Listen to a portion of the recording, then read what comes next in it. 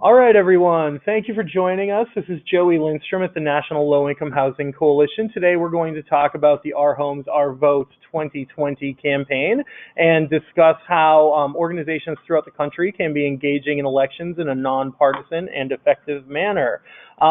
First, just a few general logistics to go over. One question that we very often get is, will there be a recording provided for today's webinar? Yes, there will be. We will email a link to that recording out to each of you, and you will have access to it.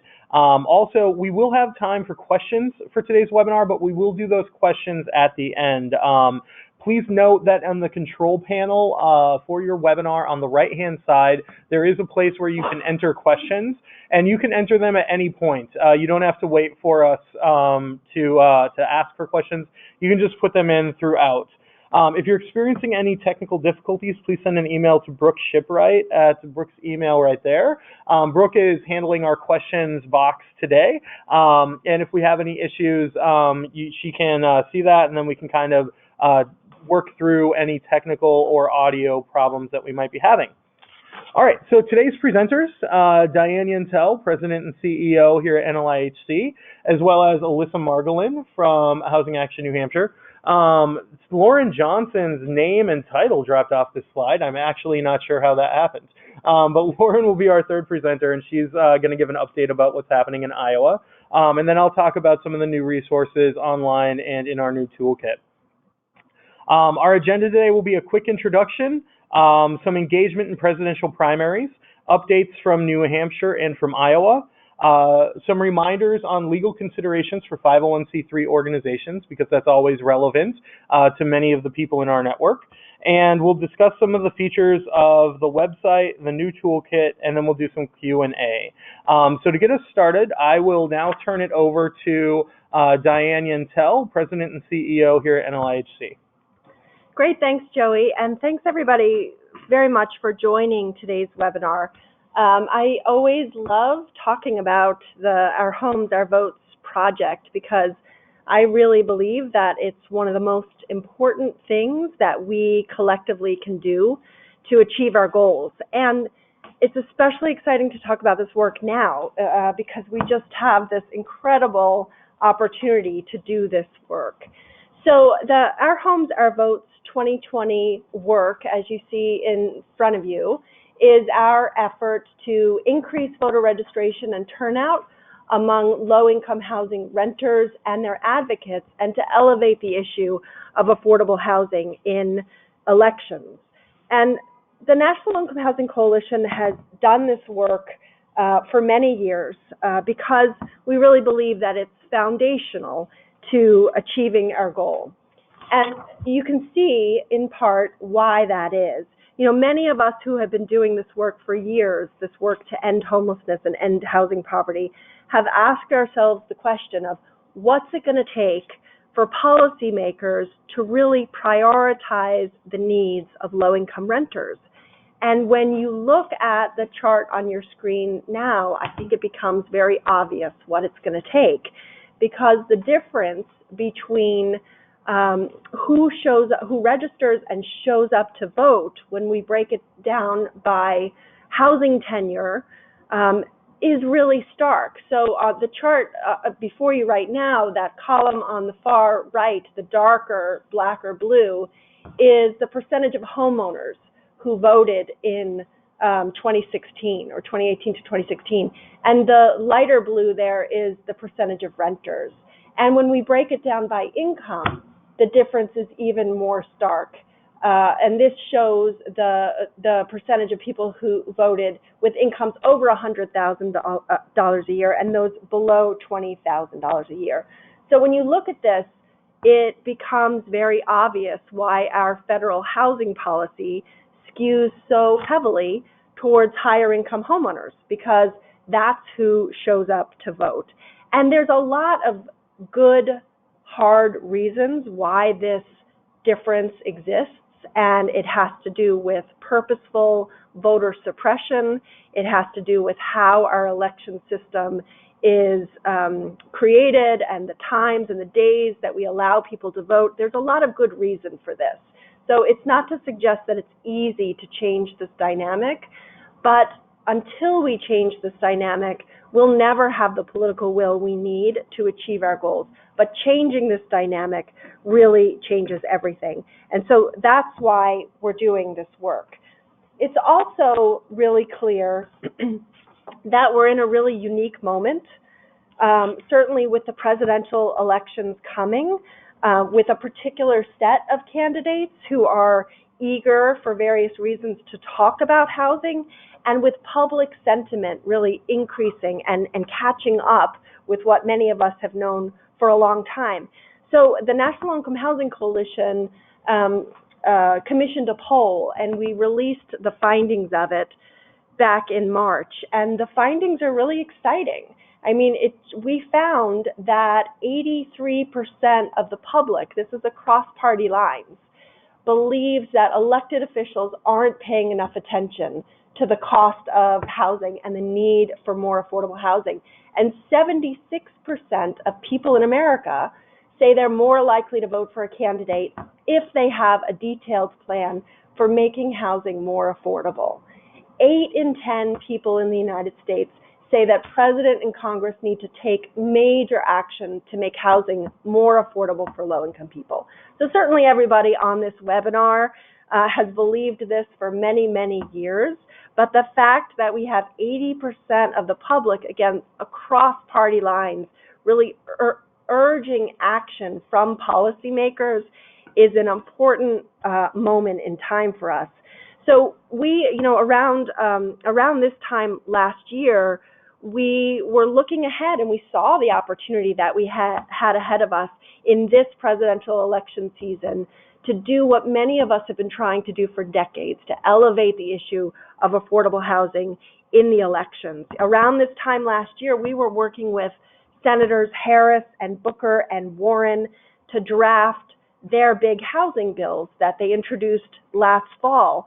And the fact that those senators felt compelled to put forward what is essentially their housing planks before they even announced their intention to run for president really told us something about the moment that we were in. So we started conceiving of this Our Homes, Our Votes 2020 project, and we reached out to our partners in New Hampshire and in Iowa, who you'll hear from today, and beyond, to really gauge interest and willingness to work with us on this. And early this year, we got started. And we started reaching out to all the presidential campaigns with our proposed solutions. We're urging them all to talk about affordable housing. And you'll hear more from Alyssa and Lauren specifically about how they're doing that in New Hampshire and in Iowa. And we're having a tremendous impact already. Excuse me, I had to take a drink of water there. So, we are more than a year out from the elections, and already we have 11 presidential candidates that have put forward either plans or comprehensive proposals on affordable housing. And there's certainly a varying degree of detail and scope in these proposals, but 11 candidates are already saying something about affordable housing. Some of these proposals are comprehensive, and the scale and the scope of them are the likes of which really we haven't seen in generations. 8 of the candidates in their proposals are centering the need to expand the Housing Trust Fund. So 8 of those candidates are proposing major increases to the Housing Trust Fund, most of them at least $40 billion a year. It tells us something about our impact, right? Not only that candidates are talking about affordable housing, but they're centering solutions to make homes affordable for the lowest income people. So the candidates are talking about these plans on the trail. They're talking about the plans on CNN town halls in prime time. And they're starting to talk about these plans just a little tiny bit in the Democratic debates, as we saw last night when Pete Buttigieg was asked and answered how he would address racial inequities in housing policy. And we certainly hope to see much more in the debates, whether tonight or starting in September, to hear candidates talking about their plans more. So altogether, there's no doubt that at this point, housing is being talked about on the presidential campaign trail more already in this process, at this stage, than in entire presidential campaigns, I think, in history. So we are making an impact, but we have a long way to go, right? We have a long time until the election, and we have a lot of candidates who haven't said anything about affordable housing yet. So we have to keep up this work, we have to expand it, and that's really where all of you come in. Our ultimate goal with this project is to make sure that the next president, whomever it is, whomever he or she is, prioritizes ending homelessness and housing poverty once they're in the White House. And I believe that with this project, Our Homes, Our Votes 2020, and with all of your engagement and help, that we can achieve that goal together. So thanks again for getting on the webinar, for learning more about this, and thanks in advance for helping us to do this work over the next year. I'll turn it back to Joey. Thanks so much, Diane. As Diane mentioned, in our early going for Our Homes, Our Votes 2020, we have worked to influence presidential candidates, and that has meant some really meaningful and important partnerships in New Hampshire and Iowa, prominently including, as you're seeing on your screen right now, Our Homes, Our Votes, Our New Hampshire. So I'd like to invite Alyssa Margolin, the Director of Housing Action New Hampshire, to share a little bit about the early going of their efforts and what sorts of observations she has about what's happening in New Hampshire. Alyssa, please take it away. Thank you, Joey. Hello, everyone. So thank you, Joey, the coalition, and thanks, Diane, for inviting Housing Action New Hampshire to be part of this important national campaign. It does indeed feel like a unique moment. This does feel different than other primaries here in the Granite State, and we're so pleased to be part of a national movement. It does really feel like we are having an impact, and so I'd like to talk a little bit about how we're approaching the work here on the ground in New Hampshire and how we would like to continue to connect with everyone else. You can advance the slide. Thanks, Joey. So the approach we took here in New Hampshire in order to get the many presidential candidates to be mentioning the issue of affordable housing with frequency, we did this through two approaches. One, candidate intercepts, and the other, coffee with the candidate events, or small roundtables, you might call them. We chose these two approaches because we were trying to cover as much ground as possible in a short time frame, because there are so many candidates, and we wanted all of them to be talking about affordable housing. We knew that the intercept approach would get us more ask and answers, and so we chose that approach. And then the coffee with the candidates, initially we chose this approach, based on capacity of our own organization on the ground, but we have found that this intimate environment is leading to in-depth discussions. Next slide, please. So to fortify our team, we reached out to two consulting groups here in New Hampshire. We hired Civic Strategy Group, known here for their work with a number of issues that are priorities to the Democratic Party, and then Be Fresh Consulting, that has done a lot of work with candidates in the Republican Party. And both of these partners have proven to be very helpful to us as we work through this campaign here in New Hampshire. So we're it's just 2 months in, I believe. And I think I'd like to share some of my observations. One observation is that intercepts work. You might say, well, what's the candidate intercept? Isn't it just bird dogging? It's a little bit more than just bird dogging. With our our consulting partners, we're able to work in advance with a number of the campaigns and let them know that we'll be presenting a question at an event, allowing them to prep their candidate with some good responses, and letting them know that we'd like to capture that ask and answer, on video so that we can share it throughout socials and with the press. And we're feeling here a bit of synergy as with Iowa. We hope that our initial advocacy with Senator Klobuchar's campaign and our advocacy to get a question in at an event help them secure an event in Iowa, and then to see Senator Klobuchar come out with a comprehensive plan, it's pretty gratifying.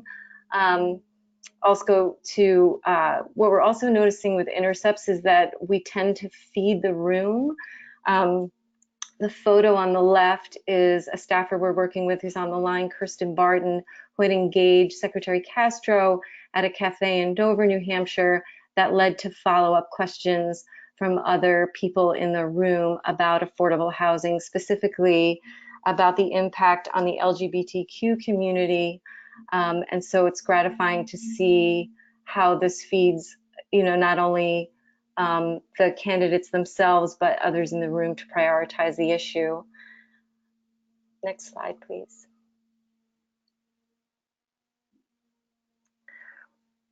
Another observation 2 months in is that the echo chamber is really key to the success of this work. We're seeing new folks retweeting on the socials, and we're seeing new press kind of step in and want to cover this phenomenon of candidates talking about affordable housing in an unprecedented way. It's good to see stories coming out from the Boston Globe, just to the south of us, and National Public Radio. Diane's frequent tweets are really important to us.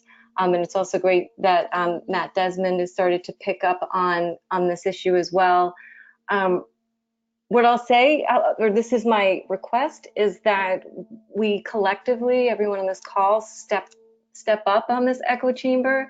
We see things like, somewhere between 15 and 25 retweets, but I think we can do better. What we know from talking with campaign staff is they're watching. So the more that we retweet and share, the more likely that they will step up and talk about our issue more frequently. So we had our first Coffee with the Candidate event, and it went very well. We welcomed Senator Gillibrand to tax credit properties in Dover. What we found in this kind of small event is that it created a dynamic where the candidate was feeling safe enough to ask a lot of questions, and that we were able to guide the messaging. Often in campaign modes, candidates are very guarded about what they'll say, and we found that this roundtable and the smaller group actually fed for a more in-depth discussion. Next slide, thank you. And finally, my last observation before I turn it over to our colleagues in Iowa is that a lot of the success is in the details and in the follow-up. Really pleased that our consultants are advancing in detail every event that we hold. We want our campaign staff to feel like they're in good hands, and that their candidate is going to be welcomed in a way that they're happy with, that we're prepared to take in the press and their needs, and that we are strengthening our New Hampshire partners as we do this work, so that the developers, service providers feel that they're have an opportunity to promote their good work to these candidates. One thing I'll note here, the center picture here, the woman holding the child, this is Martha Stone. She's the executive director of one of New Hampshire's largest homeless shelters, Crossroads House. We were gearing up for an event with Secretary Castro. Unfortunately, Secretary Castro's flight was canceled, and he did miss the event. However, I was really pleased that the folks at Civics encouraged Secretary Castro to call Martha afterwards, and that led to a long conversation, and Martha urged him to talk about affordable housing and ending homelessness on the debate stage. And so I'm hoping that we'll see that very soon from Secretary Castro, and given a recent tweet of his, I am hopeful that we'll see some good discussion. And I will say that even following up with the candidates who aren't as forthcoming on the issue, we have intercepted Vice President Biden twice now and received similar answers that he would get back to us. But we continue to work with his campaign and let them know that we'd really like to see a more comprehensive response and are available to work with them on something. Just showing a little bit of recognition of the housing issue in his criminal justice reform proposal might be a sign of good things to come. And finally, just making sure that our partners are prepped and that they feel like they have a good question in hand, and being there for them so that they can engage at every opportunity. And with that, I will close and look forward to taking your questions at the end of the webinar.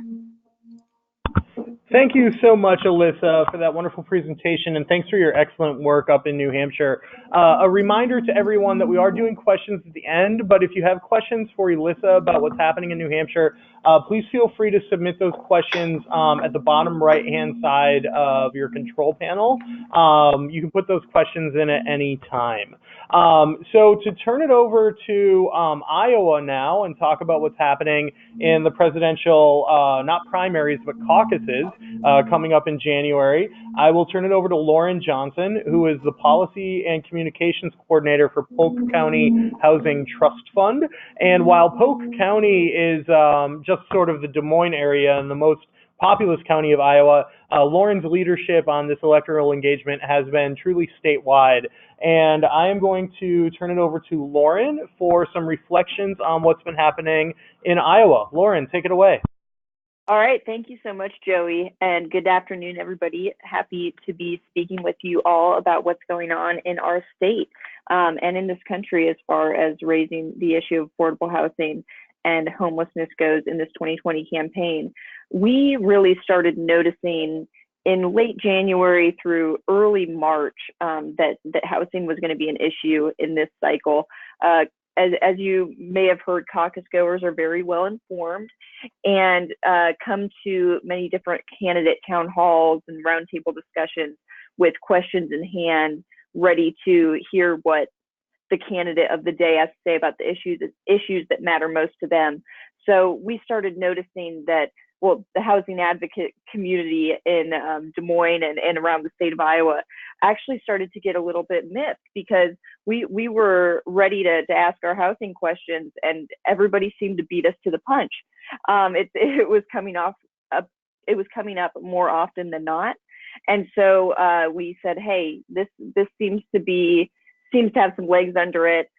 We need to begin to organize a little bit. So very happy to be working with National Low Income Housing Coalition, working alongside Our Homes, Our Votes, Our New Hampshire to raise this issue as much as we can. And as you could see by what Diane said and from what Alyssa said, obviously it's working. So far, so good. I'll just kind of go over what is going on in our campaign, how it's structured, or our project, how it's structured, what the results have been, what's coming up, and just some insights as to what's been happening, and look forward to questions as well. So there are really two legs to this campaign, and you could advance to the next slide. The first of that is candidate events. And so we invited all 20 Democratic candidates who were invited to participate in the first round of debates, first and second round, to participate in a housing event with us, as well as the Republicans who are running. And so one thing that we found, or that I found in talking with these staffers, is they usually get pretty excited when we say we want to talk about housing a little bit. So in this instance, the Julian Castro campaign was so excited because the timing worked out very well, and we were able to organize some events around his housing policy rollout. So this is a photo from a mobile home park, which the rent was hiked up $200 a month. And they did not notify those residents until a month prior to that rental hike. They've come to an agreement now, but regardless, he went there and visited with some residents and talked about his policies and how that could possibly help them. So if you want to advance to the next slide, this is the second event that we had with the secretary. So this was our first kind of big splash event. This was a town hall that was focused solely on housing and wages.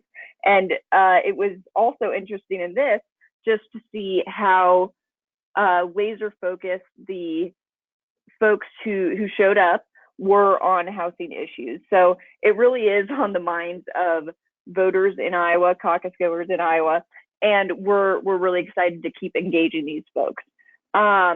If you want to advance to the next slide, please. So this is the most recent event.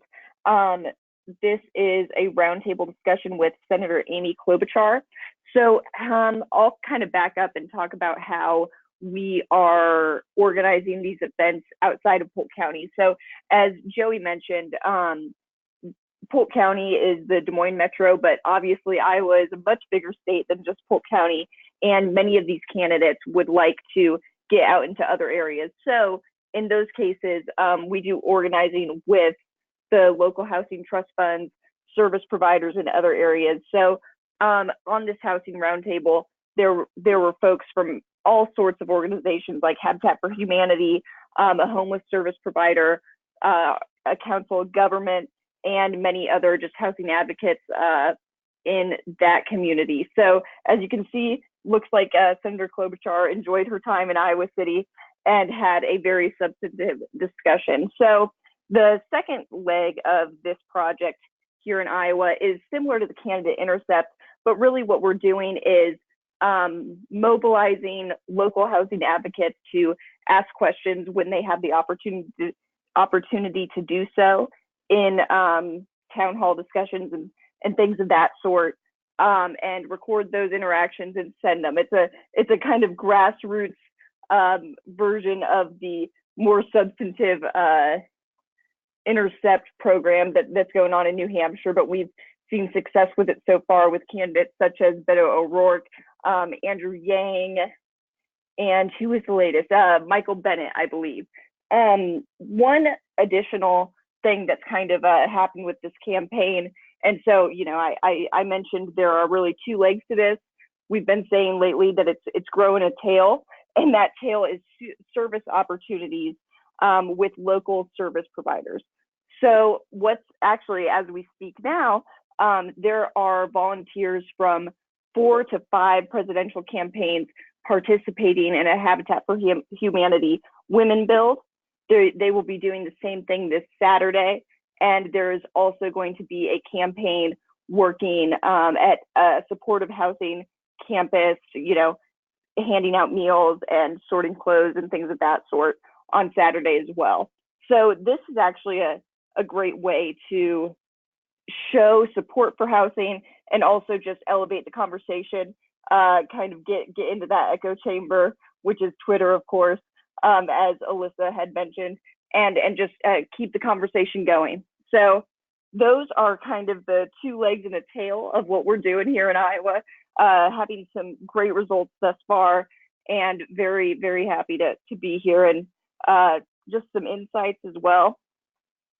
The two key things, and they really go together, our relationships with the staff of these different campaigns, and then partnerships with service providers. So, you know, what at least I've learned in the past, I guess, month and a half, 2 months of kicking this all off is that it's really about meeting people where they are and seeing how we can help each other. So that's what's going on in Iowa.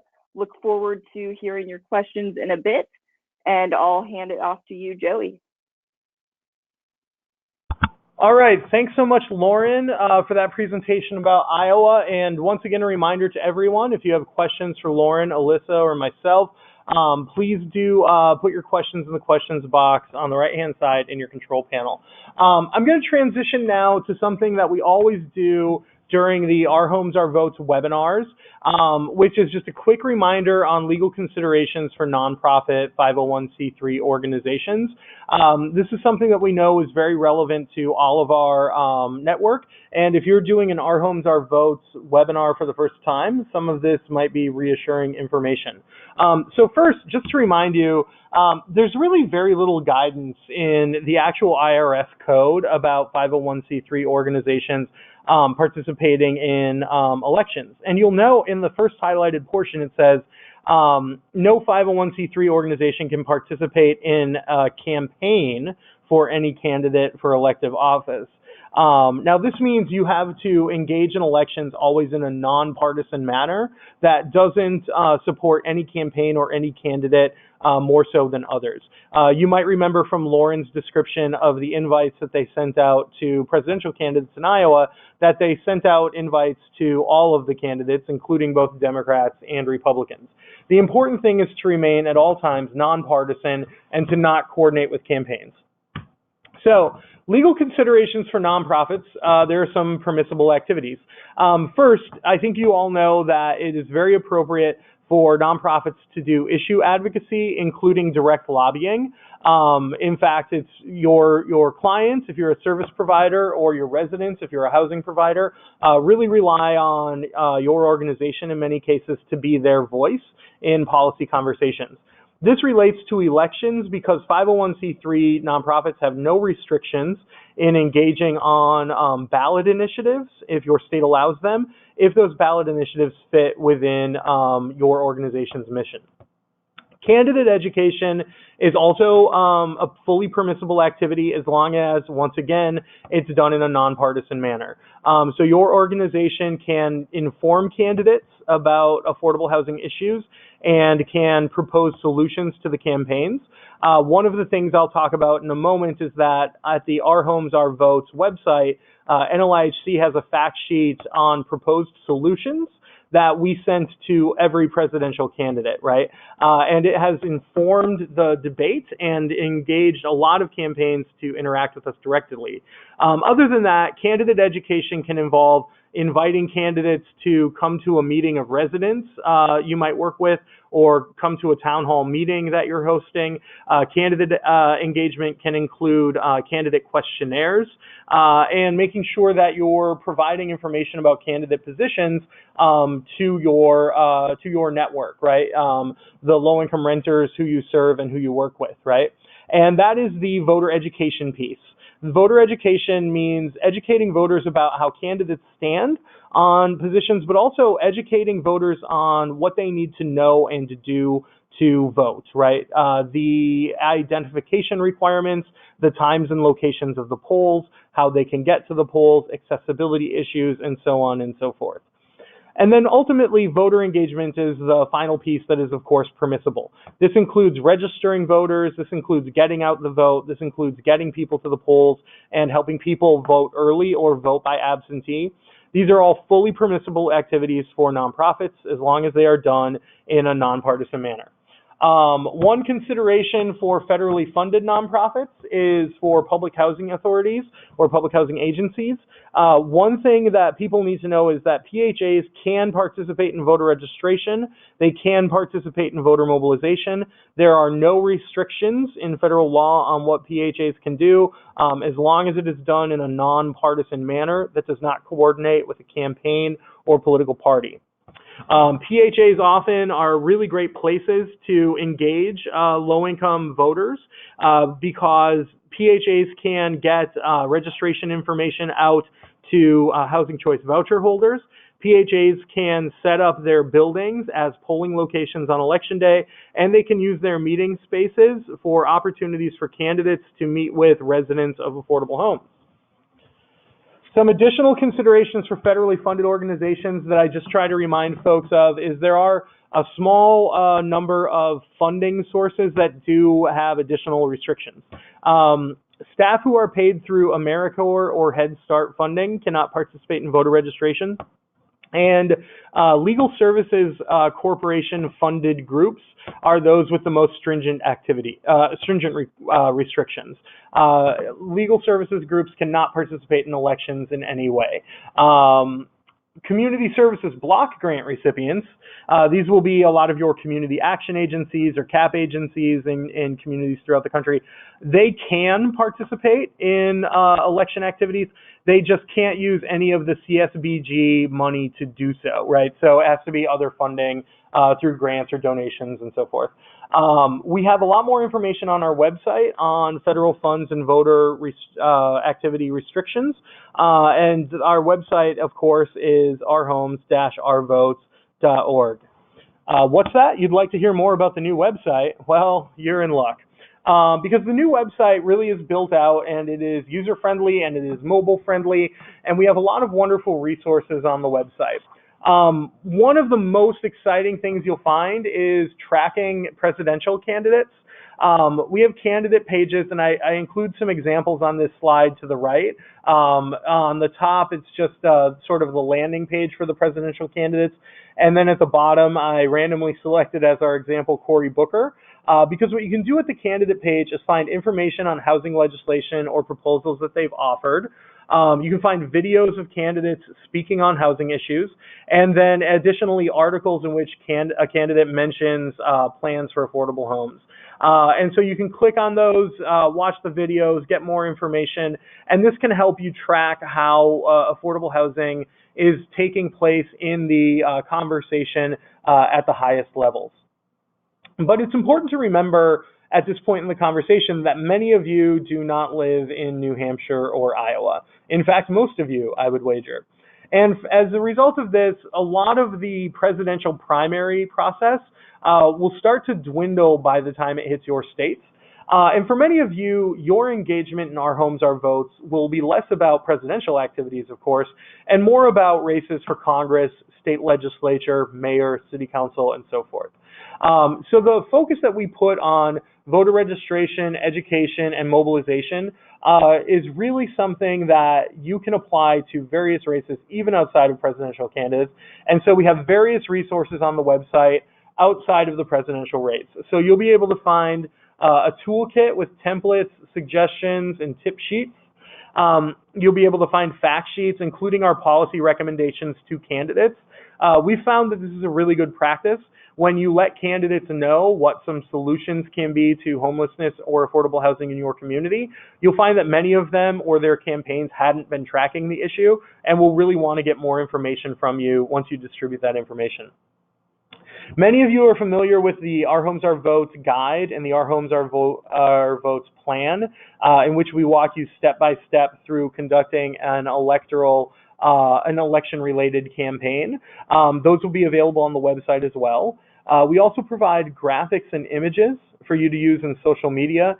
You might have noticed that when Alyssa talked about Our Homes, Our Votes, Our New Hampshire, or when Lauren was talking about Our Homes, Our Votes, Our Iowa, that they had altered the graphics to make them sort of specific to their state. That's something that we can make available to any of you as well.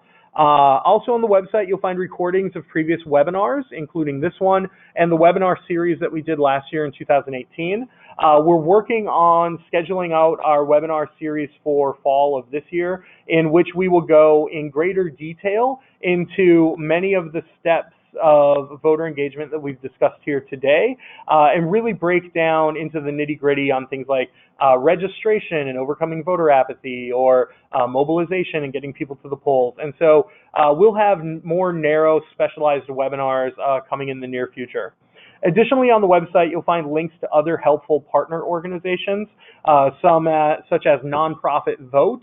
.org or Vote 411, which is a League of Women Voters project about voter guides, or the very helpful Boulder Advocacy Campaign through Alliance for Justice that specifically helps 501c3 organizations engage in campaigns in a nonpartisan manner. So there are a lot of really great resources on the website, ourhomes-ourvotes.org. Really hope you check that out very soon. And one of the things I mentioned as a resource on the website that I'd like to chat with you about a little bit is the Our Homes, Our Votes Toolkit. This is the first time we've produced a toolkit that really goes into greater detail through some of the things that are in the voter engagement plan that we've produced for many years. The toolkit is more than 30 pages long, and a lot of the features in there will be really useful. We realize that different agencies and different groups throughout the country will engage in different ways. Some will do, hey, we're going to register voters during our intake process, but we're not going to interact with candidates. Some groups might say, well, we're going to poll every candidate for state legislature to see how they feel about housing, and we're going to put that on our website, but we don't really get people to the polls. The idea of the toolkit is it makes the various pieces of a voter engagement campaign more manageable and more accessible. Some of the things you'll find include tips for voter registration or overcoming voter apathy, a sample candidate questionnaire, a tip sheet on hosting a successful candidate forum, guides for participating in town hall meetings if you're not throwing those town hall meetings, mobilizing voters throughout early voting periods to make sure that we're increasing voter turnout throughout early voting and not just on election day. Some thoughts and best practices for confronting voter suppression and voter intimidation. And then additionally, hosting effective candidate site visits. This is just a sample of what is on the toolkit menu. I hope all of you find it on the website and give it a good read, because I think you'll find many of the tools and resources there to be very helpful. On my next slide, I just kind of show you an example of one of the tools that's in the toolkit. And this is just sort of the top of a list on how to sort of build your audience and make sure that the low-income renters who you hope to mobilize are actually attending events that you host for candidates, whether those are coffees or town halls, or whether those are more sort of like direct meetings. How do you build your audience and increase attendance? So this is just sort of an example of how some of these tip sheets look in the toolkit. But on the right-hand side, I put out a couple of very important questions, which is what needs to be added to our toolkit? And then additionally, what resources will be most useful for your efforts, right? Sometimes when embarking on a project of this nature, it's a little bit tough to have the best sense of what our audience needs, because indeed the NLIHC network involves a broad range of public housing agencies, low-income housing tax credit, housing providers, neighborhood or community centers, direct advocacy organizations, chapters of sort of local movement organizations. And so there are a lot of different groups in our field, and different groups might want different tools. And so please get in touch with any of us on NLIHC's field team with any suggestions that you have and any thoughts on how our toolkit can be improved. We're really happy to be far enough out ahead of November 2020 that we can continue to add resources and tools and continue to develop and improve the resources that already exist, right? So those are some of the things that I wanted to draw your attention to that are new to our effort and new to our website. And at this point, I'd like to make it sometimes available for questions. So what questions do we have right now from the group? Brooke, do you see anything in the questions box right now? Yeah, I see one question for Alyssa. When candidates promise to get back to you with more details, like Joe Biden's campaign, do you find that they actually do so? You cut off for just a second. Do you mind repeating that for me? Sure. When candidates promise to get back to you with more details, like when Joe Biden's campaign did that, do you find that they actually do so? No, but we haven't received the follow-up from the campaign, but certainly in our follow-up with the campaign, we remind them that they promised to follow up. And so I'm actually, hopeful that we will get through to the Biden campaign, as they were a little late in organizing on the ground, and as things start to settle for them structurally, we're continuing to create a relationship there. So when we do get that follow-up, hopefully it'll be more substantive. Great, thank you. This question is for Joey. Are the materials in the toolkit only related to the presidential election, or are there materials for the Senate, the House, and other levels of government? That's a great question. Thank you to whoever asked that. And the answer is they are definitely not specific to the presidential election. Most of the people who will be engaging on other non-national, non-federal elections. So the hope with the toolkit is that we're providing information and resources that will be usable for sort of any level of election. Things like the sample candidate questionnaire, obviously that's kind of a template that you'll want to modify and change and adjust, depending on whether or not you're going to send a questionnaire to city council candidates, or if you're sending it, for example, to state legislature, you'll probably want to change that. And so we try to provide templates and samples that you can modify to be for any level of election. Yeah, good question. Thank you. Does anyone have any other questions at this point? Sure, we have one question for Lauren. Do you find that at your events, the conversations always move toward rural housing issues? That's actually a great question. So at the event, so kind of a little background on this, every time, we sit down and speak with these presidential campaigns, their initial thought is we need to do something in rural Iowa. Of course, there are housing issues in rural Iowa that need to be addressed. They are very different from the urban issues that we have, which look a lot like, to a different degree, but they look a lot like the issues that are going on in the rest of the country, and are very, symptomatic of that larger housing crisis. With that being said, the conversation always begins with, let's do something in rural Iowa. And then that's being directed by the campaign. That's their kind of priority. And then as things kind of settle, we begin to realize that, that might not be the best idea for turnout, and a few other reasons related to, getting service providers and other participants and things of that sort. So for each event that we have hosted in the past month and a half, they have been in more urban areas. So because of that, the audience is always usually focused on the typical housing and homelessness, low-income housing issues that you would expect. But I would say that for the campaign, their first inclination is to address rural issues first. Great, thank you. This question is about the toolkit. How about using social media such as Facebook Live to talk about the toolkit? This is Joey, and I think that's an excellent suggestion, both to help promote the toolkit and actually as an idea of something to add to the toolkit. I think it might be helpful to share some thoughts and suggestions for how people can effectively use live streaming technology such as Facebook Live during events that they're hosting that engage candidates and renters and residents and so forth. That's something that actually I think should be added, and I think that's a really great idea. Thank you. We have another question. Has the Our Homes, Our Votes project set overall goals for the number of voters mobilized or registered, number of advocates or organizations activated, etc.?